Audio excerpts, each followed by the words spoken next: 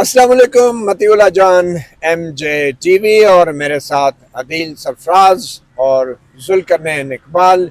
Supreme court of Pakistan के सामने शारह दस्तूर पर बड़ी तेज़ी से डेवलपमेंट्स हो रही हैं सुप्रीम कोर्ट में। उधर साथ पड़ोस में पार्लियामेंट ने 27वीं आईनी तरमीम मंजूर की है, जिसके तहत वफाकी आईनी अदालत बन चुकी है और वफाकी आईनी अदालत के हवाले से सदर ममलिकत ने 27वीं आईनी तरमीम का जो बिल था उस पर दस्तखत भी कर दिए हैं। इस बात का इम्कान है कि आज किसी वक्त भी ये आईनी अदालत बाकायदा नोटिफाई हो जाएगी और कल वफाकी आईनी अदालत के जो जजेस हजरात हैं, 6 के करीब जजेस हैं जो कि तैनात होने हैं, एक चीफ जस्टिस हैं, उन्होंने हल्फ भी उठा लेना है। वो हल्फ क्या होगा?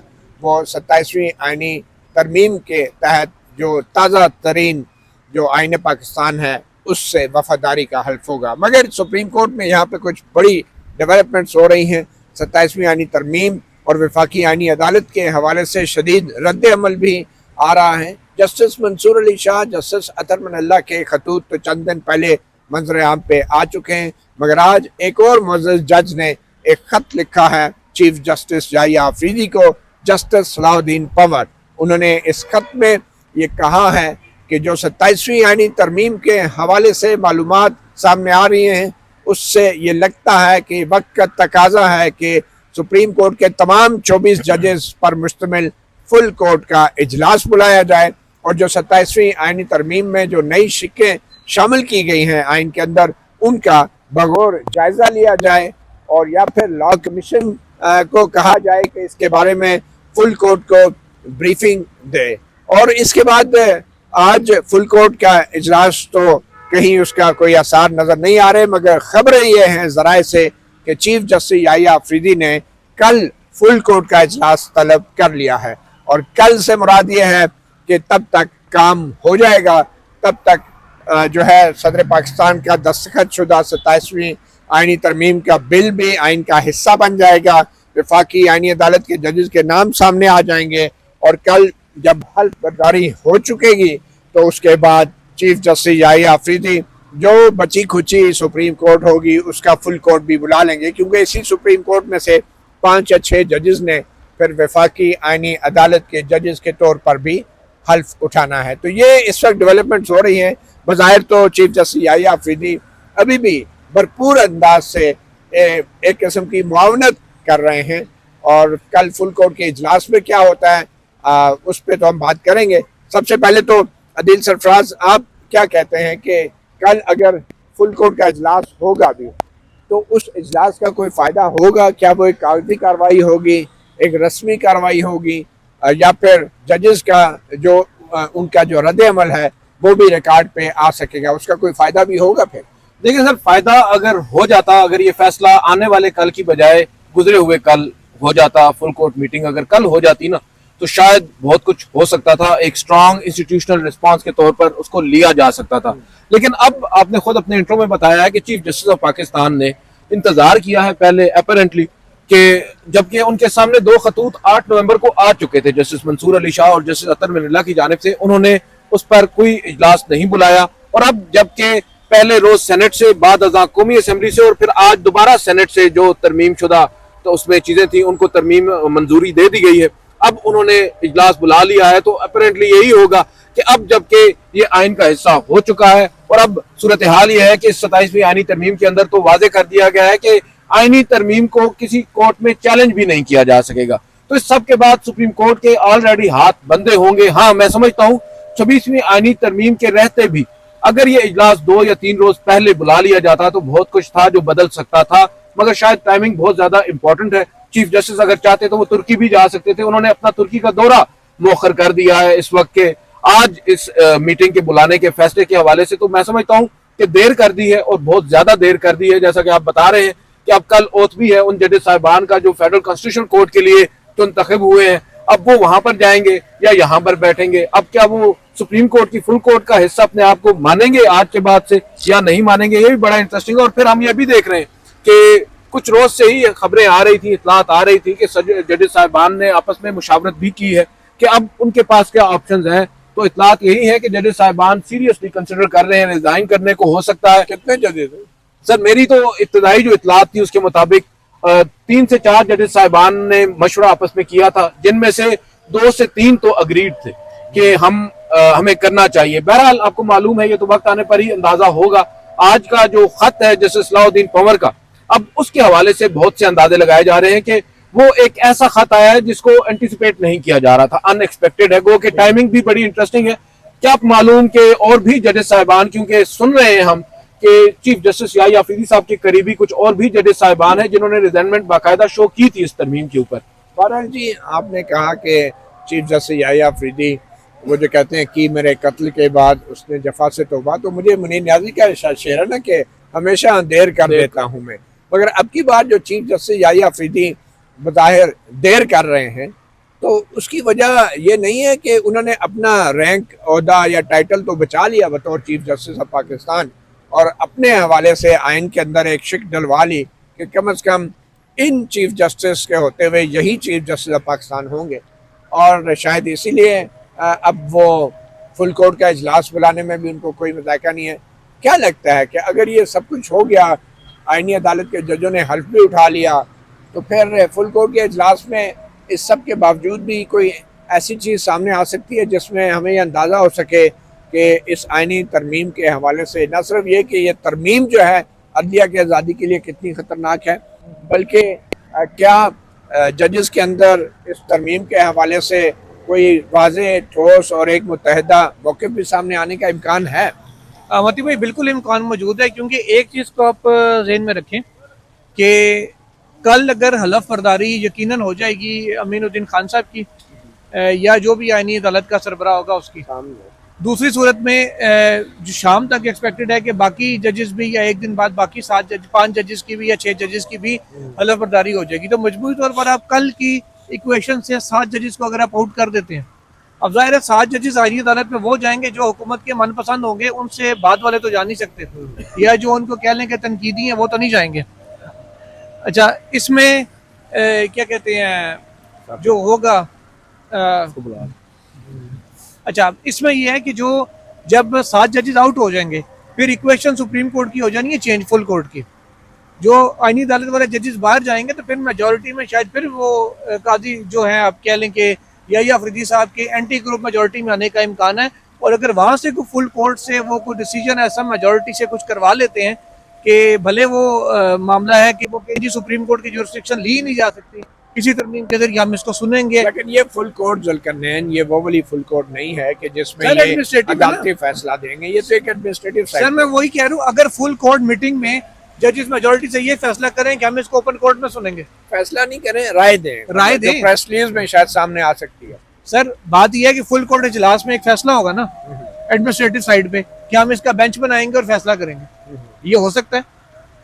आई डोंट नो, अब वो बेंच उस वक्त अगर 27 में यानी तरमीम हो जाती है मंजूर, तो कैसे हो सकता है? मंजूर तो हो चुकी है, नहीं गजट नोटिफिकेशन हो जाए जब सदर के दस्तखत के बाद, तभी इम्प्लीमेंटेशन तो उस पर तभी शुरू होगी ना सर, नोटिफाई होने के बाद। तो अगर इस दौरान नोटिफाई नहीं होता और नोटिफाई ना होने के दौरान वो होता है, तो अगर नोटिफिकेशन तो मेरे ख्याल में अभी हो, नोटिफिकेशन हो जाएगा, और ये पता वो इंतजार करें फुल कोर्ट।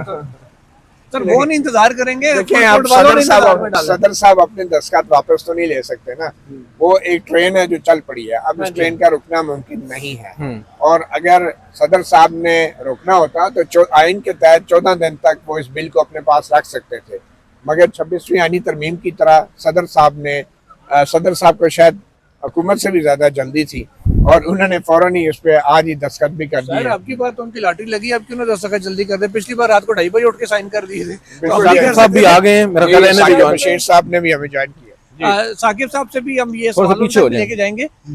चीज ये है कि अब जो मामला सामने आ रहा है, कल इक्वेशन चेंज हो सकती है और फुल कोर्ट इजलास होगा।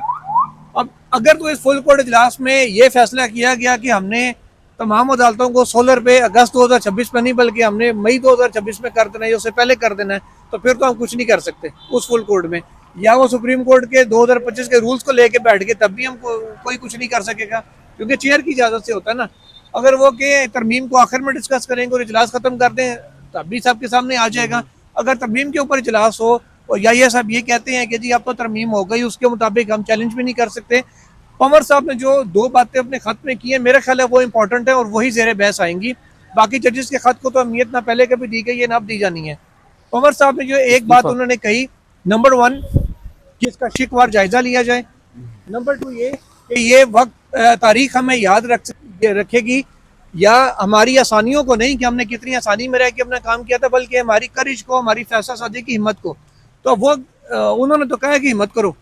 अब देखते हैं कि कल कितने जजेस नंबर 1 फुल कोर्ट में बैठते हैं, नंबर 2 कि कितने जजेस हिम्मत दिखाते हैं। चलें, ये बड़ी एक आम बात होगी। साकिब बशीर ने हमें ज्वाइन किया है।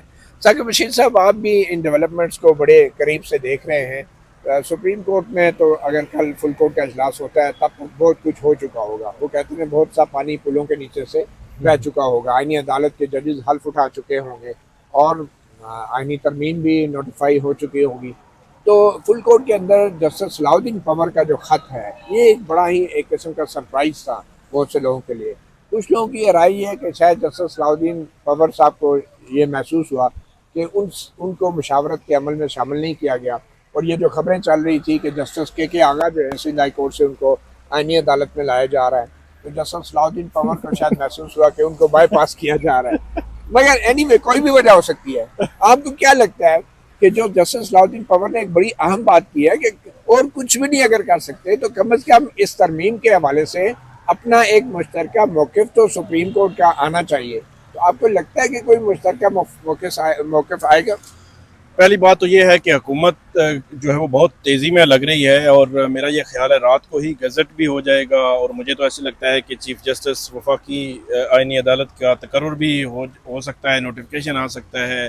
फिर ये भी मुमकिन तौर पर, वैसे तो बताया जा रहा है कल शाम को जो चीफ़ जस्टिस वफाकी आईनी अदालत का हलफ है, लेकिन वो भी मुमकिन तौर पर अगर सुबह हो जाए, जजेस भी वो हलफ उठा लें। मतलब अगर कल फुल कोर्ट जो है वो याया साहब ने बुलाई है, वो बहुत देर की है उन्होंने। और मुझे तो ऐसे लगता है कि वो जो शहबाज शरीफ साहब ने कहा कि सहूलतकारी उन्होंने हमें दी है, सहूलत फराहम की है उन्होंने मुकम्मल तौर पर।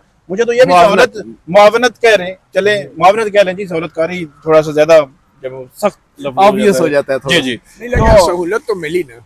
नहीं, सहूलत दी उन्होंने बिल्कुल। वो उन्होंने मेरे ख्याल में जो एक्सपोज किया या अफरीदी साहब जो एक चोर रास्ते से हुकूमत के साथ कहीं राब्ते में थे, अटॉर्नी जनरल, वजीर कानून या जिसके जरिए भी जो चीजें भी ट्रांसफर वाले मामले में, जी जी, जैसे ट्रांसफर वाले मामले में जिस तरह थे, बाद में वो एक्सपोज हुए।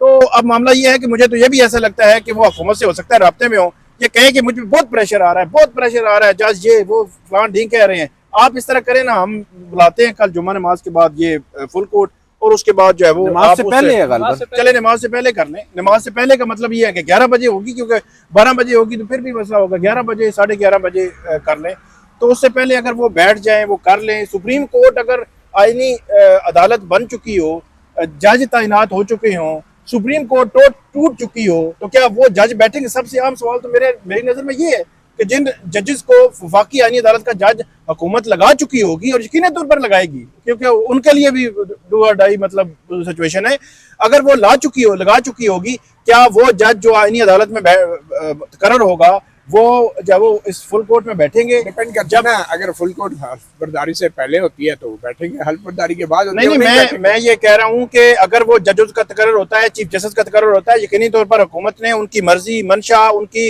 राय लेकर उनको तकर्रर कर रहे हैं। ऐसा नहीं है कि जनाब बगैर राय के उनका तकर्रर हो रहा होगा। जब राय लेकर तकर्रर कर रहे होंगे तो वो हल्फबरदारी से पहले हो बाद में, वो मैटर ही नहीं करता, वो नहीं बैठेंगे। मैं 100% इस पे मेरा यकीन है। जिस तरह के हालात हमने देखे हैं, डेफिनेटली जिनके नाम पहले से फ्लोट कर रहे हैं हुकूमत ने, पूरी 2-3 ही है, मतलब 3 है या 4 हैं, जो भी हैं, लेकिन कहने का मकसद ये है कि वो लोग जो वफाकी आईनी अदालत के जज बन चुके होंगे वो फुल कोर्ट में नहीं बैठेंगे। फुल कोर्ट में नहीं बैठेंगे तो वो सिचुएशन ये बन जाएगी कि आप जो है वो बाकायदा अदालत है, आप जो मर्जी करें, फुल कोर्ट बैठाएं, जो मर्जी करें। मेरी नजर में तो यही सिचुएशन लग रही है। बात ये है ना कि ये जो आईनी अदालत में जजेस जाएंगे सुप्रीम कोर्ट से, चाहे 3 है या 4 है, इनमें एक ख़ास चीज़ जो देखने वाली होगी कि ये वो जजेस होंगे, कम से कम 3 या 4 जजेस, जिन्होंने मखसूस नशस्तों के केस में हुकूमत को सहूलतकारी की, उनको इजाफी नशस्तें दी, जिसकी मदद से हुकूमत की 2/3 अक्सरियत हुई, जिसकी मदद से 26वीं आईनी तरमीम भी आई, 27वीं भी आई और अभी 28वीं भी आएगी। तो ये जजेस तो डेफिनेटली बड़े खुशी जाएंगे अपना इनाम कराम लेने के लिए अपनी खिदमात का जो उन्होंने मखसूस नशस्तों के केस में फैसले की सूरत में इस हुकूमत को अच्छा, इस मैं मजीद पार्लियामेंट साहब को वैसे दी। आपकी बात जो है वो बहुत मादरत के साथ काट रहा हूँ। फर्ज करें कल जो है फुल कोर्ट है, उसमें 15 जज जो है वो आते हैं, 15 से जायद कर लें, चलें 18 आते हैं। वो जज ये फैसला करते हैं हम इसको देखेंगे, वो फुल कोर्ट साइड पे, जुडिशल साइड पे बैठ जाते हैं, वो मुअत्तल कर देते हैं। अगर वो कल मुअत्तल करेंगे, वफाकी आईनी अदालत अगर परसों बैठ जाए तो वो इनका फैसला अगर मुअत्तल कर दे तो फिर क्या होगा? मेरा मतलब ये ख्याल है चीफ जस्टिस याहिया अफरीदी के बगैर तो ये जजेस बैठ ही नहीं जी। सकते, और चीफ जस्टिस याहिया अफरीदी जब तक कॉज लिस्ट नहीं निकालते या जो कमेटी है नहीं, वो मैं बेंच फिर भी नहीं एक- बनाती, मैं फिर भी लेकिन assume ये कर रहा सज्जाद हूं अली शाह वाला कि क्राइसिस हो situation- सकता है कि अगर 7-8 जजेस हैं वो अपना बेंच खुद लगा लें और बैठ के वो एक ऑर्डर जारी कर दें, जानते बूझते हुए कि मसाइल होंगे, तो कम से कम एक वाज़ेह तकसीम तो नजर आ जाएगी ना। सज्जाद अली शाह के केस में क्या हुआ, उसमें भी कौन सा चीफ जस्टिस ने बेंच बनाया था? उस वक्त आईनी अदालत भी नहीं थी ना। उस वक्त आईनी अदालत से हटके भी मैं ये कह रहा हूँ कि बेंच बना के क्या कोई जजेस बिल्कुल से आपकी बैठ बात के है। प्रोसीड कर सकते हैं किसी लेकिन सर मामले ये मौका तो 26वीं आईनी तरमीम के ऊपर था, उस वक्त इन जजेस साहिबान ने उसे अवेल नहीं किया, तो अब हम कैसे सजाद अली शाह वाली इक्वेशन यहाँ पर लेकर आ सकते हैं? लेकिन एक चीज है, ये साकिब साहब ने जो बात की है, लेट से ये कल को बुला लेते हैं यहाँ पर, एक बेंच के सामने मुकर्रर करने का कह देते हैं। दूसरी जानिब फेडरल कॉन्स्टिट्यूशनल कोर्ट है, वो अब ऊपर है सर, उसके फैसले का इतलाक इन पर होता है, इनका उन पर नहीं होता। वो आकर इनके फैसले को अंडू कर देंगे। लेकिन बात यह है कि जब वो मोदी साहब एक और अपनी चीज़ तरफ से देखें। जब वो सस्पेंड कर देंगे 27वीं तरमीम को, तो फिर फेडरल कॉन्स्टिट्यूशनल कोर्ट तो उनकी नजर में तो वो एग्जिस्ट नहीं करती। लेकिन मसला यह है कि इम्प्लीमेंट किसने करना है? ये- फेडरल गवर्नमेंट है, सज्जाद अली शाह साहब के टाइम में ये हुआ था कि रजिस्ट्रार ऑफिस को कहा गया था कि जी डायरेक्शन जारी की गई थी कि आप कॉजेस निकालें, उन्होंने निकाल दी। अब ये देखें जिस तरीके से कोर्ट के अंदर पैकिंग हुई हुई है ना, अब मामला क्या है कि रजिस्ट्रार ऑफिस से जो डीजी जुडिशल विंग है, उन्होंने लिस्ट निकालनी होती है अब नई जो तरमीम चल रही है उसके मुताबिक, उसके फिक्सेशन के, और ये सारे जुडिशल विंग के सरबराह इस वक्त वो हैं जो इस वक्त जिनके पास इजाफी चार्ज है, वो सेक्रेटरी हैं याहिया अफरीदी साहब के। वो अपनी ब्रांच से ये लिस्ट ही नहीं निकलने देंगे, तो ये 8 जज कहाँ से कॉज लिस्ट निकाल देखें के जब जजेस ये- बैठ जाएंगे ना कोर्ट में, तो जजेस कोर्ट बैठ लिस्ट जाते हैं, काज वो लिस्ट की लिस्टों को मोहताज नहीं नहीं देखते। रहती। फिर मेरा नहीं ख्याल जब जजेस साहिबान बैठ जाएंगे ना, वो एक जुडिशल साइड पे बैठेंगे ना, एडमिनिस्ट्रेटिव फिर वहां पर माने नहीं रखती काज लिस्ट है या नहीं, वो वहां पर एक कागज के ऊपर लिख देंगे कि ये जज है, ये बेंच है, ये बैठ है। अमला ही नहीं होगा उनके पास। सर अमला आ जाएगा। नहीं, इसको अमला भी छोड़ें। नहीं होगा। फिर 3 ये नवंबर नहीं को होगा। 3 नवंबर को कौन सा हमला था? छोड़ें इस बात को, जजेस भी कुछ थे नहीं थे, लेकिन अगलों ने स्टैंड लिया, ठीक है ना। 3 नवंबर 2007 को जजमेंट जारी हुई, ऑर्डर लेकिन पब्लिक मसला कोर्ट वो ये मीडिया में है, है। वकील जान साहब, आप ये कह रहे हैं कि जब ये सस्पेंड कर देंगे तो वफाकी आईनी अदालत गोया कि वो गैर मौसर नहीं, वो तो कंटिन्यू करेंगे, वो रोक फर्ज नहीं करें सकता। फर्ज करें वो कंटिन्यू करते हैं और वो सस्पेंड इनका ऑर्डर लेकिन एक क्राइसिस क्रिएट हो सकता तो है। वो इम्प्लीमेंट किसने करना है? वो हुकूमत ने करना है, वो जो है वो सुप्रीम कोर्ट ने करना है, या वो इम्प्लीमेंटेशन कैसे होगी? गवर्नमेंट तो उनका ऑर्डर मानेगी, वो कहेगी ये कौन है, ये तो मातहत है। मेरे ख्याल आईनी में अदालत कल तरमीम हो चीफ चुकी है। जस्टिस याहिया अफरीदी का तो एक ही मौक़िफ़ होगा कि हमने आइन के दिफा का हल्फ उठाया हुआ है, और आइन वो है जो पार्लियामेंट बनाती है, और जो पार्लियामेंट उसमें अगर तरमीम कर रही है तो हम उस आइन के ताबे हैं, और हम कोई नई चीज ऐसे नहीं बड़ा कर आइनी सकते। मौक़िफ़ है अब सर। ये चीफ जस्टिस याहिया अफरीदी का एक और मौक़िफ़ भी यही काम हो होगा। सकता है। याहिया अफरीदी साहब कल ये भी कह सकते हैं, देखिए बहुत से कंसर्न्स आपके हैं, वो मेरे भी हैं, I am with you on हाँ, इट। वो स्टार्ट वीडियो से करते हैं। स्टार्ट विद यू से करेंगे, साथ ये भी कह देंगे कि 28वीं आएगी। साथ ये भी फिर एंड कहेंगे, जो है ना वो सुने सुने सुने सर पूरी बात सुने, साथ उन्होंने कहना है कि जी I am in touch with them through attorney with general. them। वो प्राइम मिनिस्टर ने on the floor of the house भी कह दिया कि मेरा रब्ता है उनसे, तो तारीफ को छोड़ें, वो मुझे जरूरत नहीं है। लेकिन वो अब 28वीं में हम बहुत सी सेटिंग कर रहे हैं, जो चीजें कुछ गई हैं वो वापस आएंगी। होल्ड योर हाउसेज, और यकीन रखें अल्लाह खैर करेगा। एक बात तो मैं ये साथ है उसके कि खड़ा हूं उसके बाद इजलास खत्म हो एक बात तो ये है कि याहिया अफरीदी साहब को बिल्कुल अपने आप को क्लियर करना चाहिए। जो हुकूमत ने कहा है, मुआवनत दी है इन्होंने, इन्होंने कौन से चोर रस्ते से ये मुआवनत दी है? नंबर 2, क्या इन्होंने जो सुप्रीम कोर्ट बार एसोसिएशन के सदर या उनका जो वफद मिला था, या अटॉर्नी जनरल या वजीर कानून का कोई बंदा, कि जिसके जरिए इन्होंने कहा हो कि मुझे टाइटल चाहिए, ये दोनों उन्होंने उनको क्लियर करना चाहिए। तीसरी नंबर पर बात यह है, जैसा याहिया अफरीदी साहब जो है वो तारीख में दफन हो जाएंगे, वो इस इदारे के सरबराह हैं, उनको उन्होंने एक डिसीजन लेना है। ये जो उनके पास होता है, ये आज नहीं तो कल खत्म हो जाएगा। वो या काजी फैज ईसा थे ना, वो भी बड़ी बातें करते थे, बड़ी चीजें, वो बड़े एंगल निकालते थे, लेकिन ये है कि आज वो माजी में कहाँ पे हैं, वो किन अल्फाज से उनको याद रखा जाता है, ये याहिया अफरीदी को उनको भी जो है वो देखना चाहिए। मेरे ख्याल में चीफ जस्टिस याहिया अफरीदी को किन अल्फाज में तारीख में याद रखा जाएगा, बिल्कुल उसी तरह जिससे काजी फैज़ को उनके इंसानी हकूक़ के हवाले से बनाए गए इस कब्रिस्तान की वजह से जाना जाएगा। तो माशाल्लाह चीफ जस्टिस याहिया अफरीदी साहब के हवाले से तो यही याद रखा जाएगा कि उन्होंने पूरी सुप्रीम कोर्ट को दफन करके वो यहाँ पे गए थे। ये सुप्रीम कोर्ट का कब्रिस्तान उन्होंने ही बनाया। अच्छा, क्योंकि lastly- supreme court of Pakistan का नाम तो खत्म हो गया ना, और सिर्फ चीफ जस्टिस याहिया अफरीदी जो है उन्होंने अपना टाइटल, अपना रैंक जो है वो बहाल रखा, और वो है चीफ जस्टिस ऑफ सुने पाकिस्तान। आपको असद तूर साहब को और साकिब बशीर साहब को खुसूसी दावत आई है अच्छा, वो हलफ बर्दारी की ईवान सदर से। चलें, ये तो बड़ी अच्छी बात होगी। थोड़ी खबर दी ये है। तो हम तो आज ही जाके ये उधर कह रहे हैं हमें डेरे खबर तो लगा आपने लेते। दी, अब दावतनामा भी पहुंचा दें। आपने शुक्र ये कहा दिया कि उधर से दावत आई है, मैंने सोचा और कोई नोटिस और वोटिस आ गया। बहरहाल आने वाले वक्तों में बहुत सी चीज़ों की हमें उम्मीद रखनी चाहिए, और सुप्रीम कोर्ट के जजेस के लिए, कुछ जजेस के लिए शायद ये बहुत हैरानी की बात हो, ये जो अचानक सब कुछ हुआ है। और मैं हैरान हूँ कि जस्टिस सलाउद्दीन पवन ने आज ये ख़त लिख दिया है। ये ख़त भी बहुत पहले लिखा जा सकता था, शायद उन्होंने आज अखबार में पढ़ा हो कि आईनी तरमीम आ गई है। अच्छा, आखिरी बात ये बताते जाएं कि वो सामान सुना है को पैक करना शुरू कर दिए एक जज ने या दो जजेस ने, ये क्या है? अब देखिए ना, जाहिर बात है सामान तो सारे ही पैक करके रखते हैं। खबर तो आपके पास भी है, बताए ना कौन वो कौन कहते जा हैं रहा ना, है। कुछ लोगों ने तो सामान 100 बरस का रखा होता है, लेकिन पल की खबर नहीं होती। खबर तो आपके पास है, आप बता खबर देना नहीं नजर मुस्ताफी कौन कौन हो रहे हैं। नहीं, मुस्ताफी के हवाले से तो अभी तक जो 2 खतूत सामने आए हैं, अगर उनकी खतूत की लैंग्वेज को पढ़ा जाए तो जस्टिस मंसूर अली शाह और जस्टिस अतम नल्ला जो है वो तो मुझे लगता है कि Most likely. Matter of time के फुल कोर्ट के फौरन बाद उनकी तरफ से कोई खबर आ जाए। हमें ये नहीं भूलना चाहिए कि एक तो ये है कि तारीख के हवाले से एक फॉर द पोस्टेरिटी और अगली नस्ल के लिए, रिकॉर्ड के लिए जो चीज़ें असूलों की बुनियाद पे कोई ओहदे छोड़े जाते हैं तो वो असूलों की बुनियाद पे होते हैं। कुछ लोग उसको हिकमत अमली का नाम दे के ओहदा छोड़ने से इनकार कर देते हैं, और जो हिकमत अमली वाले होते हैं उनमें तारीख के हवाले से ना तो उनकी कोई हिकमत साबित होती है और ना ही वो अमल होता है। उनका कोई अमल साबित होता है। बट एनीवे, जुल्करनैन इकबाल, मतियुल्लाह जान, MJ TV, साकिब बशीर और आदिल सरफराज को इजाज़त दीजिए। अल्लाह हाफिज़।